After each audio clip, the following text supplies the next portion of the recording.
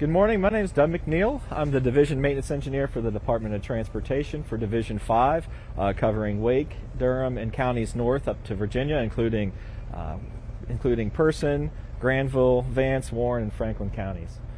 Crews have been active since about 5 o'clock yesterday afternoon, with snow precipitation coming in on the northern tier first, and then working into Durham, and then Raleigh, and then points east. Crews have been out. We've put out a lot of material over the last, since 5 p.m. yesterday.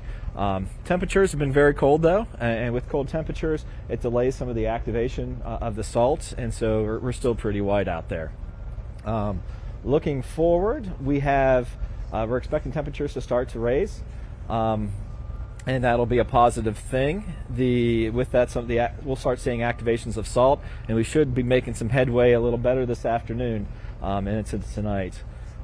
Precipitation amounts, we've seen sleet up in the north side and a little bit of freezing rain on the south side, but not what we had initially anticipated. But we still are looking at precipitation coming in through morning, and particularly with the front coming through maybe around dark, that has the potential of putting a lot of moisture down. Hopefully that will not be freezing rain, but if it does come in as freezing rain, we are ready with cut and shove crews, and we've been working closely with the power companies and utility service providers to be able to respond to down trees and help restore power if that becomes a major issue across the region. Overall, it's been a successful night. But we are still a ways from this storm being over and getting into the recovery phase. But our trucks are in good shape. Our crews are out there ready to go, and so far so good. Any questions? Right now, what we're seeing on the roads is that slush. How is that? Is that more dangerous than ice, or what's the deal with that? Sure, we've had a lot of sleet accumulation, so we have material salt in there, and it's activating, so you are seeing some slush on the major routes. In the secondary systems, you won't be seeing that as much.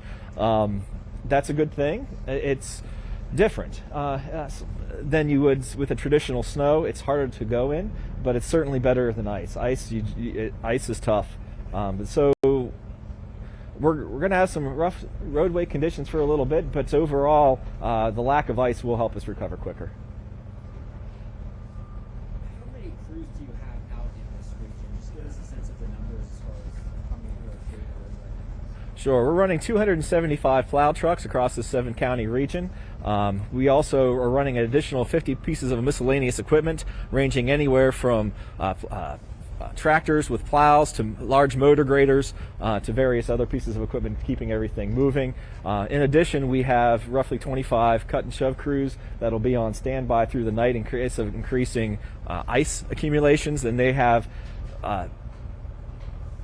backhoes, skid steers, mini excavators ready to go to help push the trees out of the roadway and open up as we can. From a placement of these crews, how are you determining where they're most effective? Is it based on population? Is it the frequency of their travel? Is it trying to ensure equal coverage across that 7-county area? We define a series of routes that we call our bare pavement routes. Those are the routes that we focus on first, and they are to get goods and materials into population areas, as well as to provide connectivity out through the rural areas so emergency services can respond as needed. So we will see crews on everything from the interstate system and in the rural areas on the primaries and some of the major secondaries as well. Would it be accurate to say those who are probably suburban neighborhoods, the side streets, it's going to be a little bit longer for those roads to be cleared, whether private companies or DOT, or just naturally compared to these regions? Yeah, we'll definitely be focusing on the interstates and the main roads. Residential subdivisions, it's going to be a while. The first push is so that to be able to get emergency services and power crews where they need to be in a timely basis. And then once we get those roads in good shape, we go to some of our higher volume secondary routes. We'll be working into those on Monday. Subdivisions will be last, because quite frankly, if you get out of your subdivision but you can't go anywhere anyway, it hasn't done you any good. Have you been speaking to crew members? What are they seeing on the roads? Are they seeing more stuck, any crashes? What have they been seeing? Well, we were very pleased to see the number of cars drop off very quickly last night, and I think that has a lot to do with the work that you guys do in getting the word out and showing the conditions out there, and we appreciate that. everything is still very low volumes, which is very appropriate because conditions out there are slick. If you have to be out, think it through.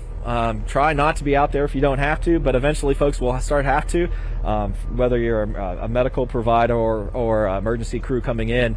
Take your time, keep the speed slow, and when you're out there, be sure that give our trucks a wide berth. We're big, we're heavy, and we've been working some long hours, so please give us a little extra space.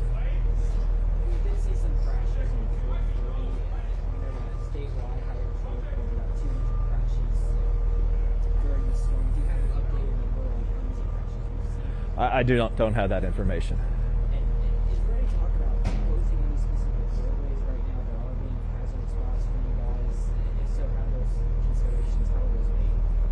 We don't officially close roads. If we have accidents that block roads, that's a different story. Right now, I'm not aware of any closures related specifically to the storm. Fortunately, traffic volumes are low and people are being pretty reasonable so far.